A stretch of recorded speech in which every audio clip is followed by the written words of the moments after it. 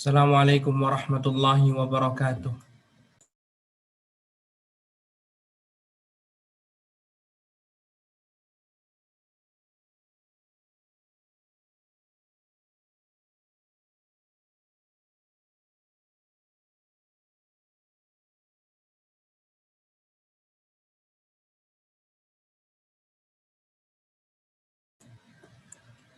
Alhamdulillahi rabbil alamin. Wassalatu wassalamu ala asyrafil anbiya'i wal mursalin. Nabiyyina Muhammadin wa ala alihi wa ashabihi ajma'in. Amma ba'd. Ikhwati fillah a'azanallahu wa iyyakum.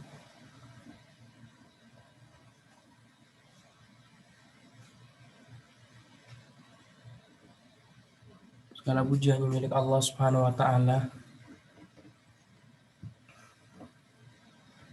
yang melimpahkan segala nikmat dan karunia-Nya kepada kita. Dengan izin Allah kita bertemu kembali di kajian kitab Kaifa tatahammasu li talabil ilmi syar'i.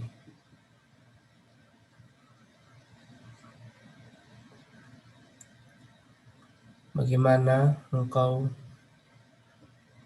bersemangat dalam menuntut ilmu agama, menumbuhkan semangat dalam menuntut ilmu agama.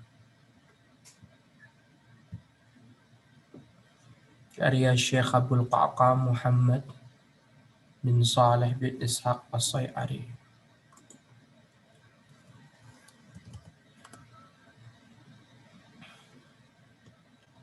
Ikhwati fillah a'azzanallahu wa iyyakum. Alhamdulillah, dengan izin Allah kita sudah menyelesaikan 16 jalan menuntut ilmu agama. Dan kita sampai di pembahasan yang ke-17. 17 ini berkaitan tentang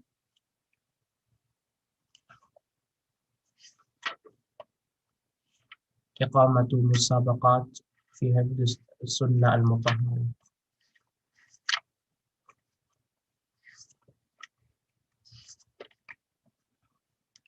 Mengadakan perlombaan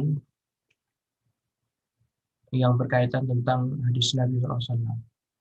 Ini sama seperti yang ke-13. Hanya saja yang ke-13 ini berkaitan tentang lomba hafalan Quran. Kalau di sini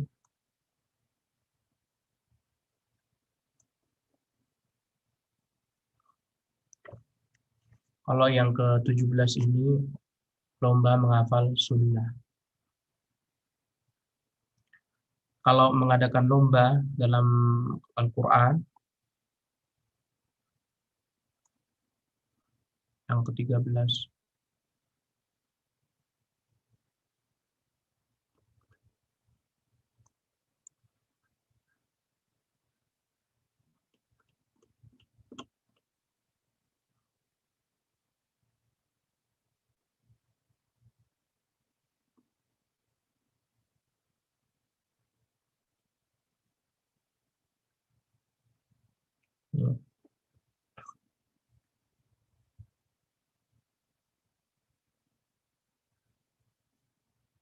Mengadakan perlombaan hafalan Quran. Al-Quranul Karim huwa a'zam kitabin 'ala al-itlaq. Wa min huna kana lizaman tawjihul inayah wal ihtimam bihifdhihi wa fahmihi wa mimma yu'inu 'ala ish'alil hamasati wa taqwiyatil al-himma lihifdhihi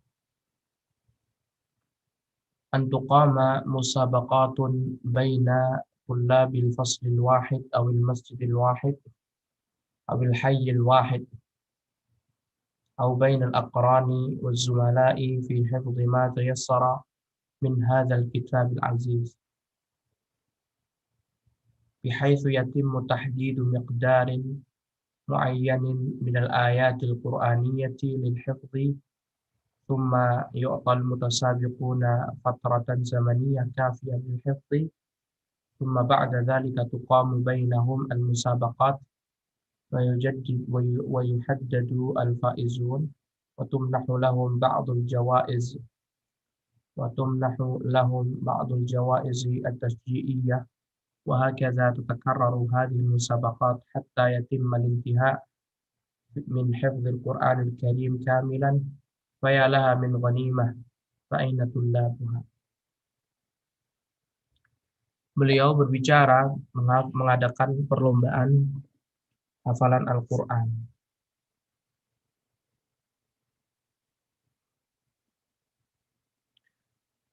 Penulis, Al-Quran merupakan kitab yang paling agung secara mutlak. Oleh karena itu, adalah sebuah keharusan untuk menghafal dan memahami Al-Quran. Agar bisa meningkatkan semangat dan menguatkan keinginan untuk menghafalkan Al-Quran adalah dengan mengadakan perlombaan antara siswa-siswi satu kelas, atau satu masjid, atau satu kampung, kalau kita satu pesantren ya, atau antara sesama teman untuk menghafal ayat-ayat yang mudah dari kitab yang mulia ini. Jadi nggak cuma hafal Quran 30 juz, tapi sedikit demi sedikit. Kemudian beliau memberikan penerapannya. Pertama-tama, tentukanlah ayat-ayat yang akan dihafal. Misalkan surat Al-Baqarah ayat 1 sampai 50. Lalu berikan waktu yang cukup kepada peserta untuk menghafalnya. Kita kasihkan pada murid kita waktu agar mereka bisa mempersiapkannya. Setelah itu, adakanlah perlombaan dan tentukan pemenangnya. Adakan perlombaan, ada juri, gitu ya.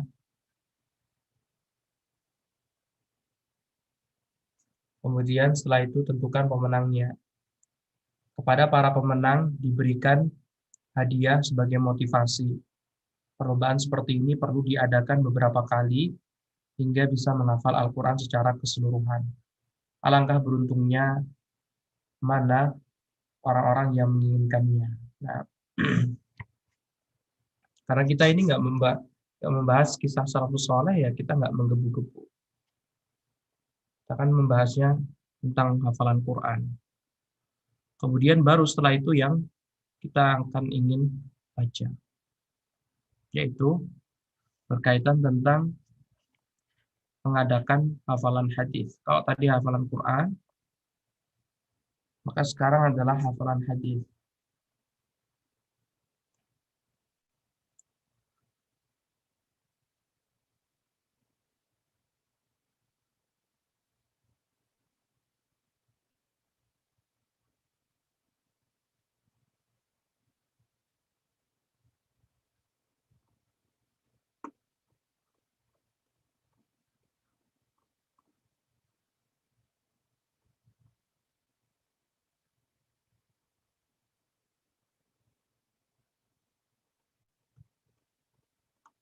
Nomor 17.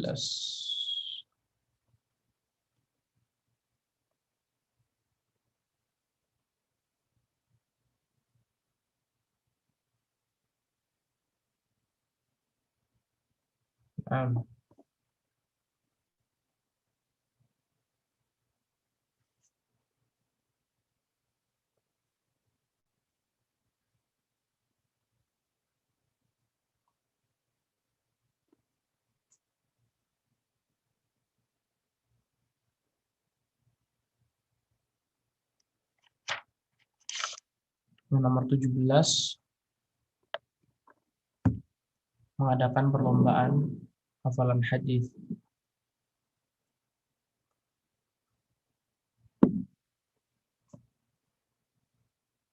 Iqamatu musabaqat fi hifdzi as-sunnah al-mutahharah. Mengadakan lomba menghafal hadis.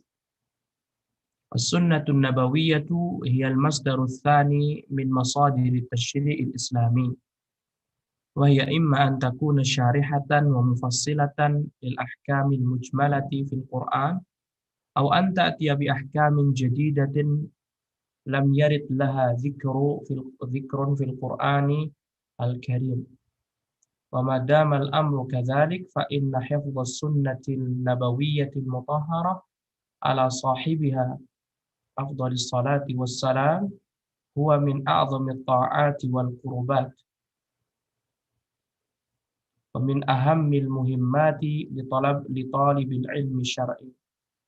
وبناء على ذلك يمكن إقامة مسابقات علمية في حفظ السنة النبوية بين الزملاء والأقران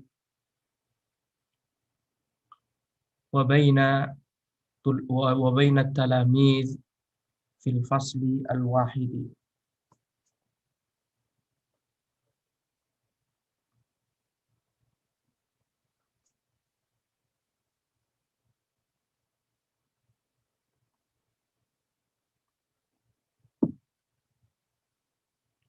أو المدرسة الواحدة أو بين شباب المسجد الواحد، تحفيزا للهمم وإثارة للعزائم نحو طلب العلم. وأقترح أن تكون الحصة المخصصة لكل مسابقة هي 100 حديث نبوية، يتم تحديدها للمتسابقين ثم يعطون مهلة كافية لحفظها، ثم يتم اختبارهم فيما حفظوه، وتوزع على المبرزين والمتفوقين منهم الجوائز التشجيعية. ثم بعد الفراغ من تلك 100 يتم الانتقال إلى 100 أخرى، وهكذا حتى يتم إنهاء المتن الحديث كله. وأقترح أن تبدأ المسابقات بحفظ متن الأربعين النووية للنووي، وتتمتها للحافظ ابن حجر، وتتمتها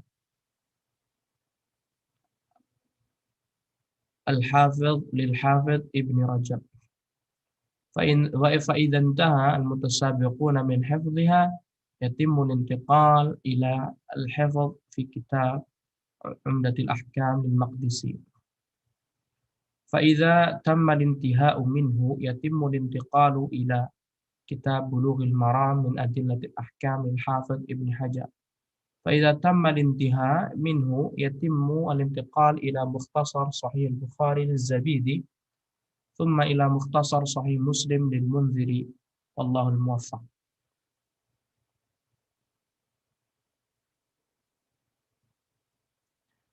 Ikhwati fillah azanallahu wa iyyakum.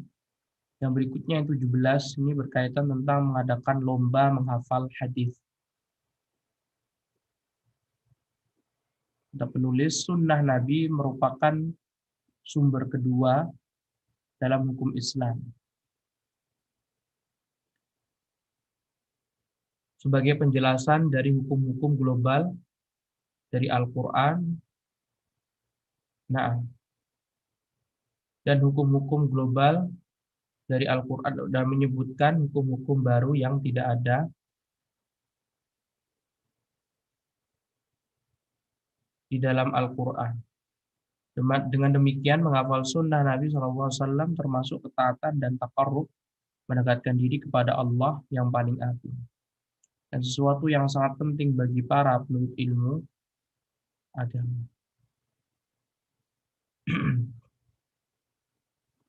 Al-Quran Al-Karim merupakan inti dari wahyu, ya.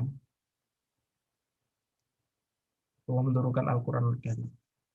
Kemudian Allah memberikan sunnah atau hadis, penjelasan dari Nabi SAW, di penjelasan dari lisan beliau maupun dari perbuatan beliau.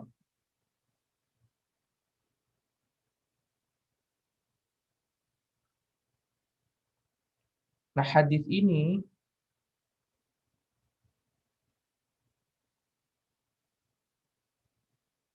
dia memiliki beberapa fungsi. Ini dibahas di usul fikih.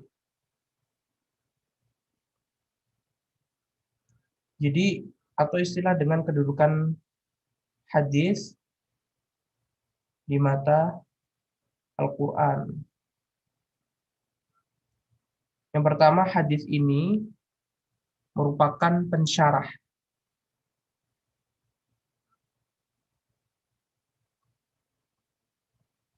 Hadis Al-hadis merupakan pensyarah Al-Quran, penjelas dari Al-Quran. Kalau antum mengetahui hadis ini penjelas Al-Quran dan antum diperintahkan untuk menghafal Al-Quran,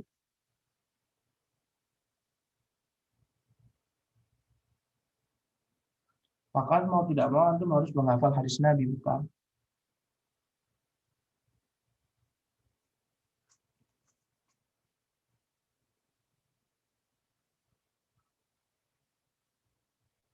Nah, itu posisi pertama ya.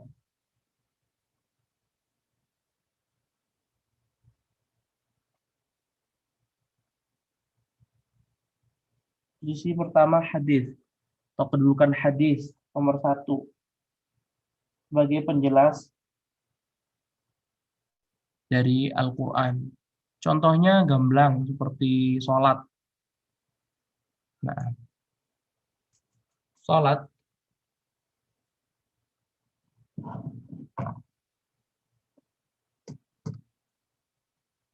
Allah SWT di Al-Quran merintahkan sholat, wa aqimus sholat, memerintahkan sholat, menegakkan sholat begitu ya. Nah, tetapi Allah tidak menyebutkan tata cara sholat di Al-Quran. Maka mau tidak mau harus menghafal, mau tidak mau harus mempelajari hadis Nabi. Karena dalam hadis Nabi Rasulullah SAW memberitahukan sifat-sifat sholat dari ruku, sujud, nah itu juga sunnah-sunnahnya. Sehingga mau tidak mau harus menghafal hadis, karena hadis sebagai pensyarah. Kemudian juga hadis sebagai pemerinci hukum-hukum yang terdapat dalam Al-Quran. Di Al-Quran sudah terdapat hukum-hukumnya, tapi masih global. Tentang hadis sebagai perinciannya.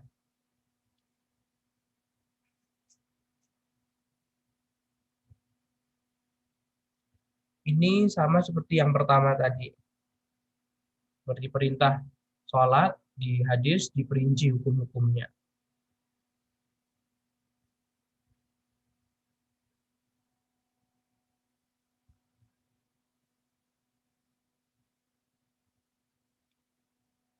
Kalau yang pertama mungkin lebih menjabar lagi, mensyarah berarti tidak hanya hukum fikih saja, tapi apa?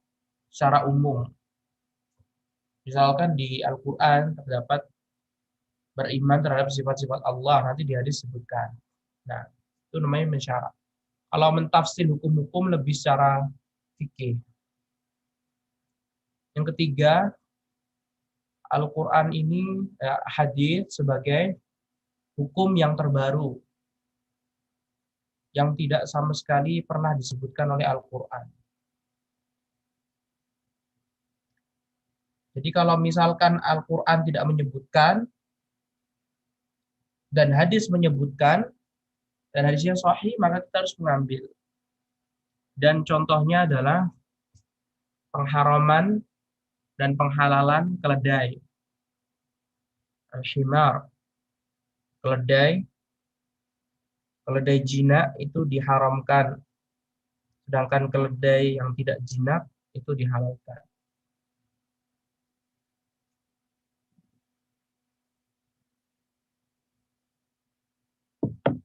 Di Al-Quran tidak disebutkan pengharaman keledai jinak.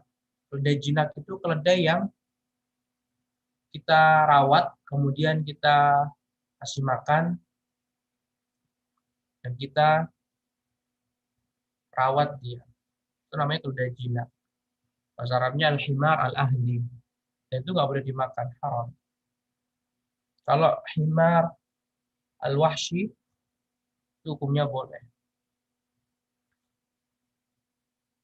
Himar wahshi, hukumnya boleh dimakan. Nah, himar yang keledai yang tidak dimiliki orang. Misalkan antum lagi berburu,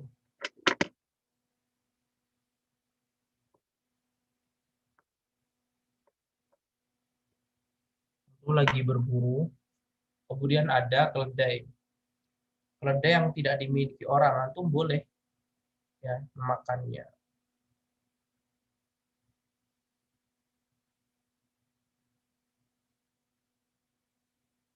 Nah, ketika antum mengetahui kedudukan hadis, bahwasanya hadis itu mensyarah, memerinci, dan juga menyebutkan hukum yang tidak disebutkan di Al-Quran, sedangkan antum ingin menjadi ulama,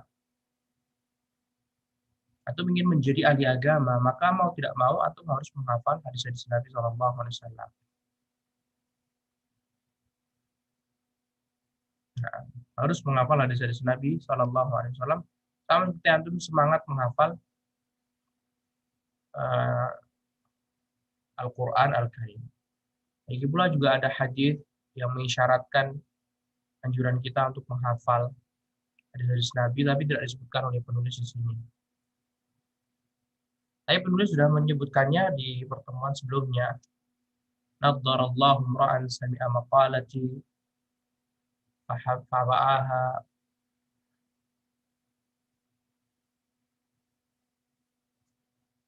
fahafidhaha, nah, dan seterusnya. Semoga Allah Subhanahu wa taala mencerahkan wajah seseorang yang mendengar hadis Nabi Shallallahu alaihi wasallam, kemudian setelah mendengar hadis Nabi Shallallahu alaihi wasallam, dia pun menghafalkan. Berarti ini menunjukkan apa? Betapa pentingnya menghafal hadis Nabi Shallallahu alaihi wasallam karena didoakan oleh Nabi Shallallahu alaihi wasallam. Dengan demikian, menghafal sunnah Nabi termasuk ketaatan dan taqarrub, mendekatkan diri kepada Allah yang paling agung. Kenapa? Ya karena tadi kedudukan hadis, ya ini menjelaskan Al-Quran. Kalau misalkan antum nggak mempelajari hadis, bagaimana antum bisa mengetahui tata cara sholat, tata cara puasa, tata cara haji? Saya nggak tahu. Nah, kalau bukan karena hadis, ya itu nggak bisa ngapa-ngapain. Sehingga mau tidak mau harus menghafal hadis Nabi Sallallahu Alaihi Wasallam.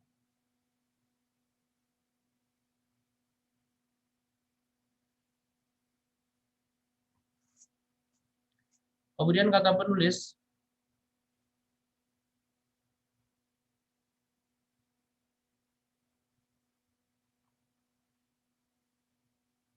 karena itu sangat perlu diadakan perlombaan menghafal hadis Nabi antara sesama teman.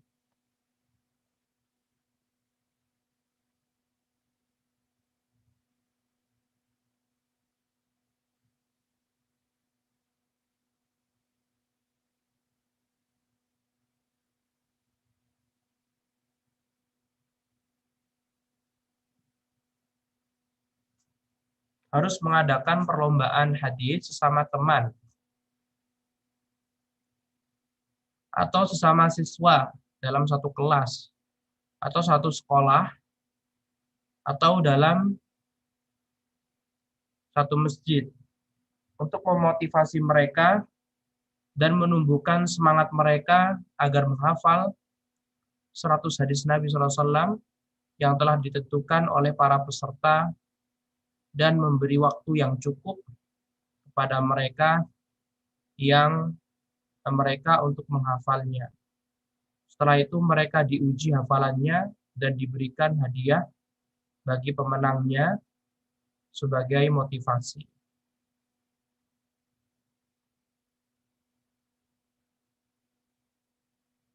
Penulis menjelaskan ketika antum sudah mengetahui kedudukan hadis, termasuk beribadah juga menghafal hadis Nabi SAW, maka adakanlah perlombaan antara teman. Ya. Misalkan antum sama teman antum, yuk kita lomba-lombaan yuk.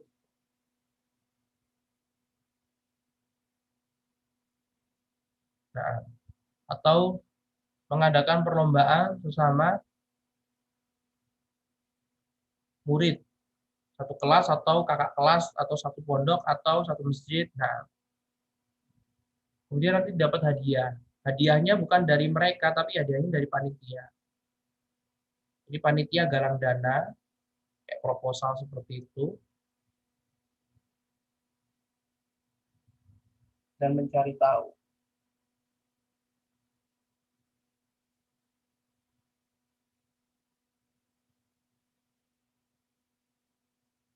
Agar bisa mencari mana nih pemenangnya. Kita sudah diketahui pemenangnya, baru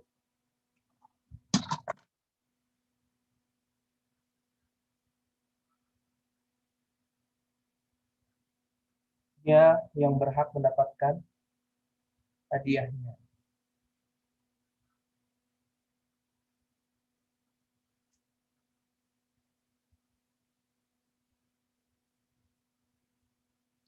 Kemudian ikhwati fillah azanallah wa iyyakum.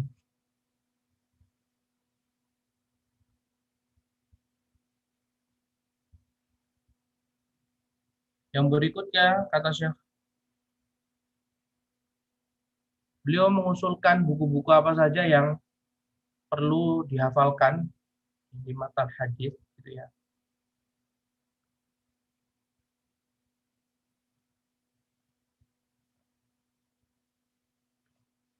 Tapi beliau mengusulkan 100 hadis ya. Jadi dikasih 100 hadis. Setelah selesai dengan 100 hadis dilanjutkan ke 100 hadis yang lain dan begitu selanjutnya. Beliau mengusulkan 100 hadis. Bukan 50 atau 30. Nah, dimulai dari perlombaan hadis menganjurkan memulai perlombaan hadis, menghafal hadis dengan Arba'in Nawawi, karya Imam Nawawi yang ada tambahannya Ibnu Rajab ya. Kemudian setelah itu dilanjutkan kitab Umdatul Ahkam, karya Imam Al-Maqdisi, Abdul Ghani Al-Maqdisi, yang meninggal tahun 600 Hijriah. Kemudian setelah itu sudah selesai Umdatul Ahkam, maka menghafal Bulughul Maram, karya Al-Hafidz Ibnu Hajar Al-Asqalani. Kemudian berpindah ke ringkasan Sahih Bukhari, karya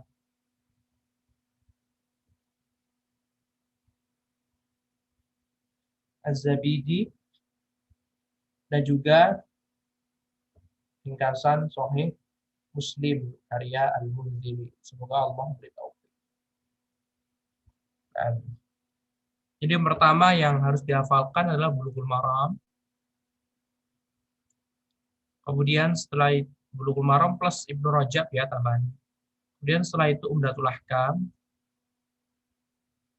Kemudian setelah itu Al-Arba'in Nawawi. Yang pertama Arba'in Nawawi, yang kedua Umdatul Ahkam, yang ketiga Bulughul Maram min Adillatil Ahkam. Kemudian yang keempat Sahih Bukhari. Kemudian yang kelima Sahih Muslim. Nah,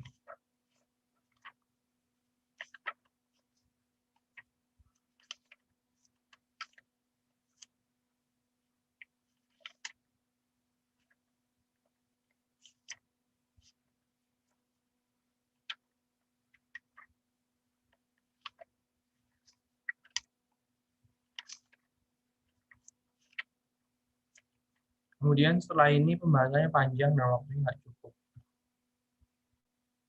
Nomor 18, mengetahui semangat para ulama salaf untuk membaca buku. panjang.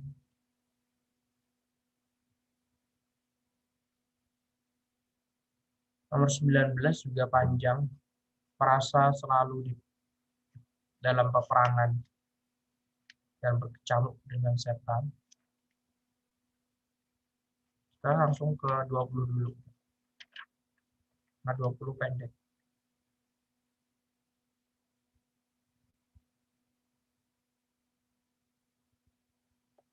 20 adalah tab'ul kutubi wal mutuni syar'iyyati ala syakli kutubin jaybi.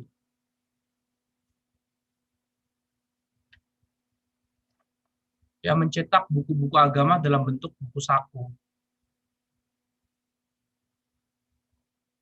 Sekarang alhamdulillah ya, sudah ada buku-buku kayak buku saku gitu. Buku yang tebal, dijadikan kayak tipis sekali. Sudah ada. Tinggal antum aja beli. Kalau belum ada, kalau bisa, antum jadikan buku saku.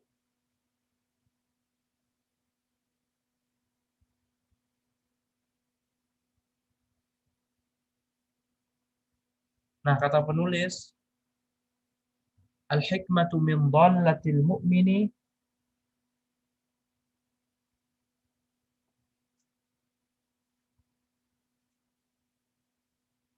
anna wajadaha fahuwa ahaqqu biha. Wa inna min wasail ittiba'atil hadithiyah ma yu'rafu bi kitabil jaybi. Wa huwa ibaratun an kitabin صغير الحجم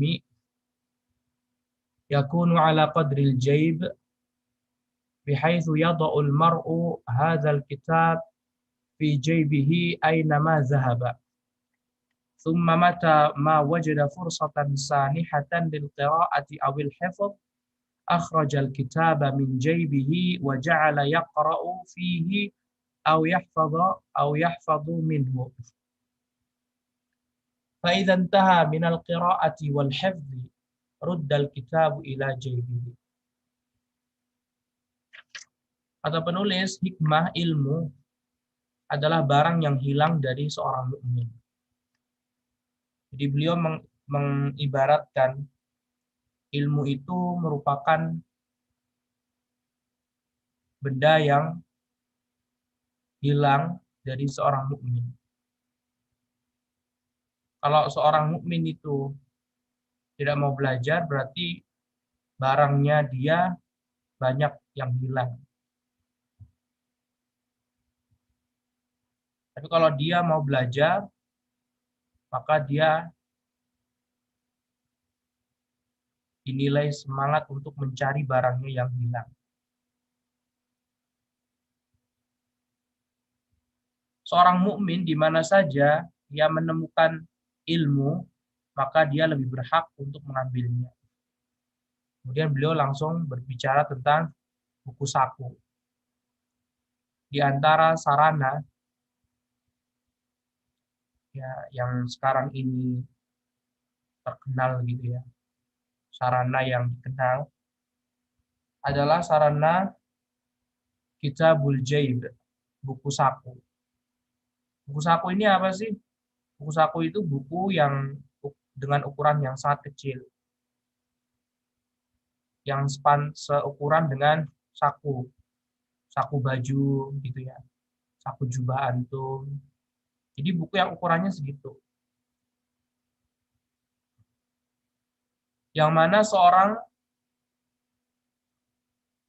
bisa meletakkan buku tadi ke kantongnya, ke saku bajunya. Kalau dia mendapatkan waktu luang, dia gunakan buku saku itu sebagai pembaca, jadi dibaca buku sakunya, atau untuk menghafalkan.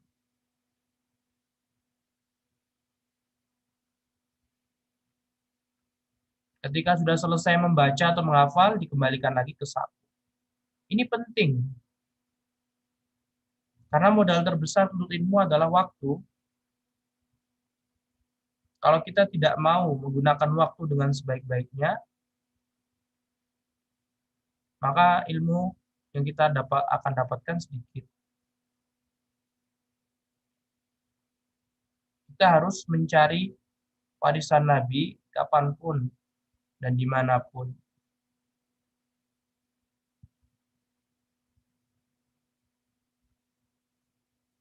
Dan alhamdulillah diawali dari Al-Quran.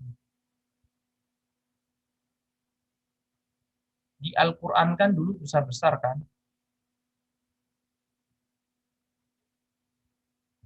Masya Allah sekarang Al-Quran ada yang JB, ada yang ukurannya buku saku seperti itu. Dan masih banyak lagi selain Al-Quran, buku-buku agama itu sudah dicetak ke ukuran buku saku. Bahkan Sahih Bukhari, Mukhtasar Sahih Bukhari,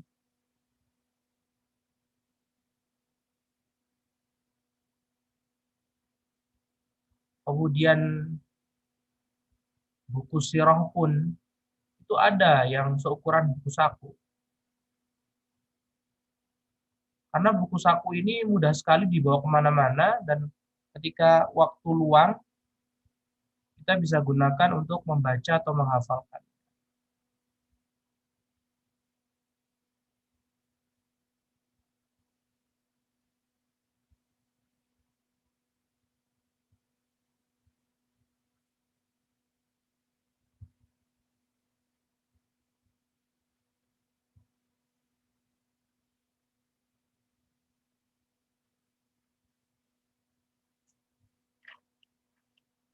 Kemudian kata penulis, di sini saya mengharapkan dengan sangat kepada para penerbit untuk ikut memotivasi para pemuda agar bersemangat untuk belajar ilmu dan meraihnya dengan cara mencetak buku-buku agama dalam bentuk buku saku. Hal ini bisa dilakukan melalui beberapa cara. Karena mencari tahu biografi penulis ini nggak ketemu. Apakah beliau masih hidup, apakah masih sudah meninggal dunia.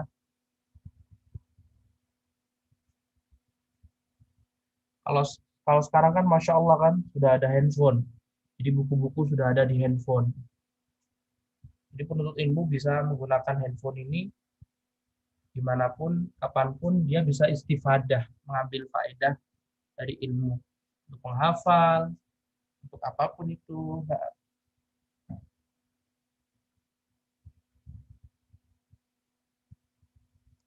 Dengan sangat mudah sekali. Tapi itu pun kebanyakan penuntut ilmu dia cuma download aplikasinya saja. Dia download aplikasi, setelah itu nggak dibaca. Download PDF, tapi setelah itu nggak dibaca.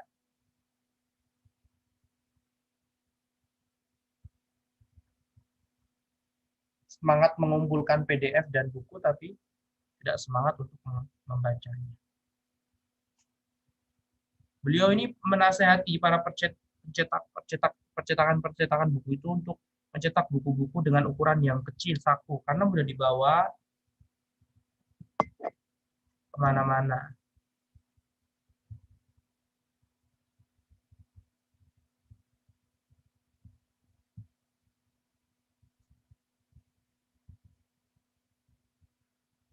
Penulis mengatakan,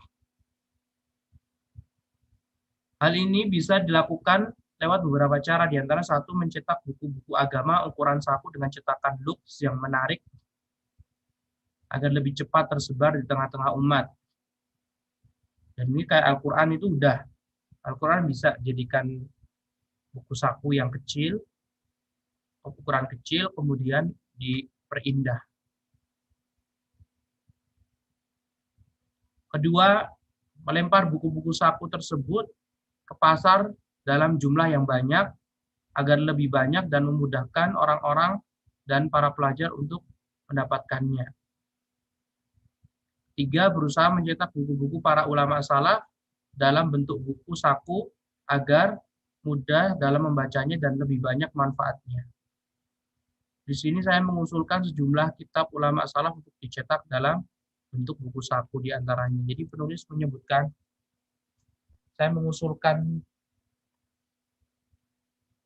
Jadi beliau ini ngasih nasihat, satu, bukunya dicetak kecil, kemudian setelah itu bukunya dicetak banyak, kemudian dilemparkan di pasar-pasar agar lebih cepat ya lakunya jadi bestseller gitu ya. Bestseller. Kemudian yang ketiga, beliau mengusulkan buku-buku apa saja yang sangat baik untuk dijadikan buku saku, biar mudah dibaca. Yang pertama, buku yang sangat dianjurkan beliau untuk dicetak dengan ukuran yang sangat kecil adalah mutun.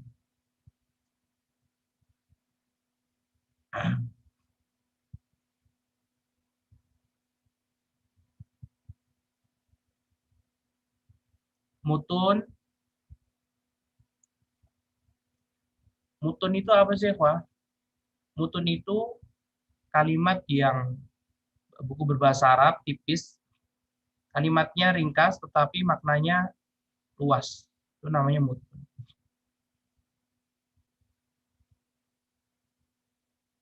Penulis tidak menyebutkan menghafal ya. Jadi penuntut ilmu itu diantara untuk menyemangatkan dalam menuntut ilmu harus menghafal apapun itu, termasuk mutun. Semoga aja nanti ada ya. Dan penulis menyebutkan mutun ini umum, baik berupa natsar ataupun nazm atau syair. Natsar itu kayak paragraf, jadi buku bahasa Arab tipis, bentuknya paragraf gitu ya. Yang kedua kayak syair-syair gitu. Tolong dicetak. Dan ini umum. Dan ini umum, kata penulis. Nggak cuma apa, akidah, tapi macam-macam. Ada yang matan fikih, matan akidah, kemudian matan tauhid, matan usul fikih, dan matan-matan buku yang lain. Intinya cabang ilmu haruslah ada. Dan sekarang Masya Allah kan sekarang udah banyak banget. Sekarang banyak loh. Kayak mutunnya Syekh Abdul Muhsin Al-Qasim. Belum mencetak dan dibagikan gratis.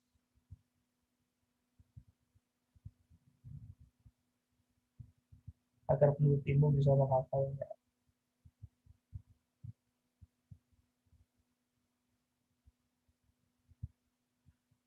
Alhamdulillah. Kemudian yang kedua, pokoknya yang pertama ini sudah ada ya. Seperti bukunya Syekh Abdul Muhsin Al-Qasim ini, Mutun Talibul Ilmi. Mutun Talibul Ilmi banyak sekali di sana. Cabang-cabang ilmu yang dibuat buku satu. Yang kedua adalah Kutubus Sunnah Sunnah Sit.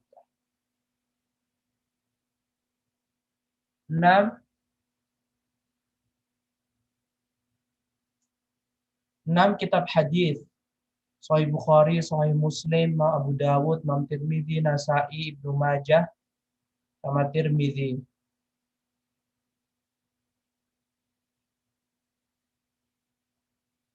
Kitab hadis yang 6, kalau bisa dijadikan ukuran yang saku. Walaupun harus berbagian nggak masalah, berjilid-jilid tapi saku pokoknya. Kayak seperti misalnya Sahih Bukhari itu kan tebel ya. Nggak masalah dicetak jadi kecil tapi dengan buku saku berjilid-jilid nggak masalah. Kemudian yang ketiga, usul beliau mencetak buku-buku berkaitan tentang Al-Kutubul Imaniyah wa Tarbawiyah. Buku berkaitan untuk meningkatkan keimanan dan didikan. Ini kalau bisa dicetak buku dalam ukuran kecil. Yang pertama bukunya Al-Jawabul Kafi, kemudian buku Al-Fawaid Ibnu Qayyim, kemudian kitab As-Salat, kemudian Hadil Arwah ila Biladil Afrah, kemudian kitab Ighatsatul Lahfan min Masaidis Syaitan. Semua ini adalah karya Ibnu Qayyim rahimahullah. Ini kalau bisa dicetak dengan ukuran kecil. Al-Jawabul Kafi, Al-Fawaid, as-shalah, hadil arwahi ila biladil afrah, kemudian ighatsatul lahfan min masaidis syaitan. Ada 5 judul, ini semuanya tolong dicetak dengan ukuran yang tipis, bukan ukuran saku gitu ya. Kemudian yang berikutnya, dan begitu pula kata penulis, tolong dicetak buku-bukunya Ibnu Rajab Al-Hambali dalam buku saku seperti Jami'ul Ulum wal Hikam, kemudian Istinsyaq Nasimul Uns,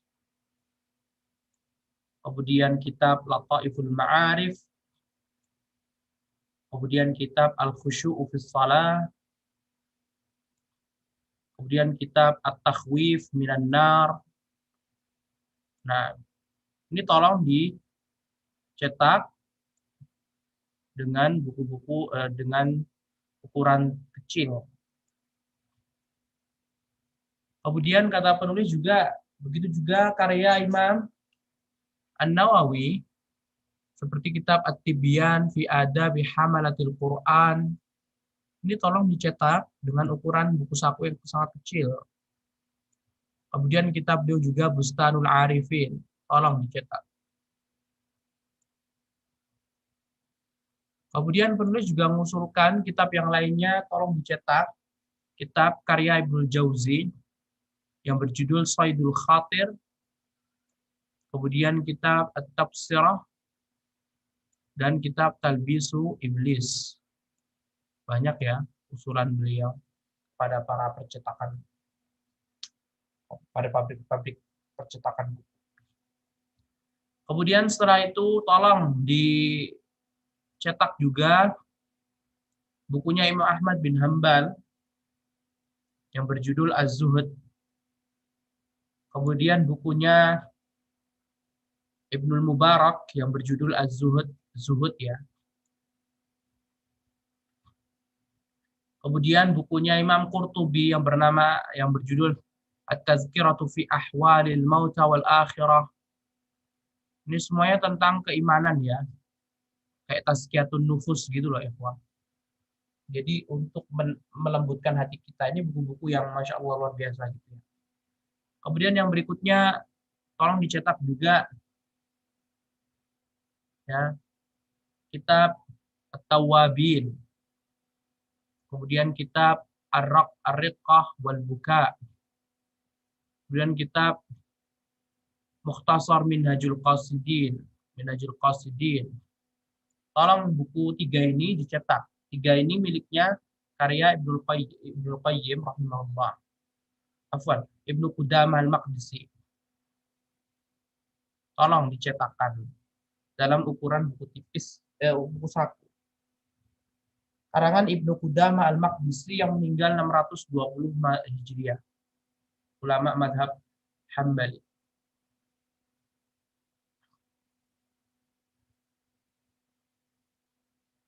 Dan kata penulis,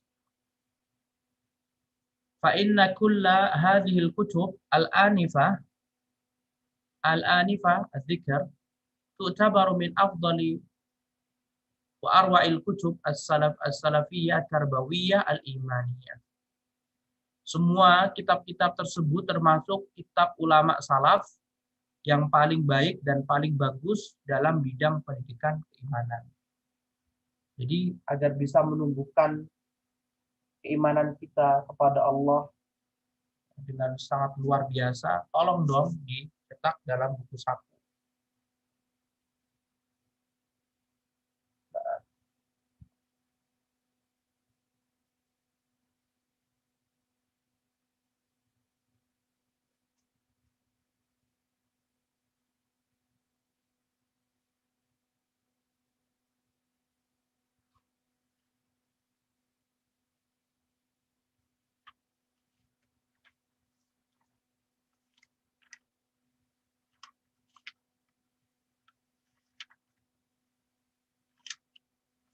Buku-buku itu tolong dicetak dalam bentuk buku saku. Baru habis itu kita akan baca semangat ulama salaf membaca buku.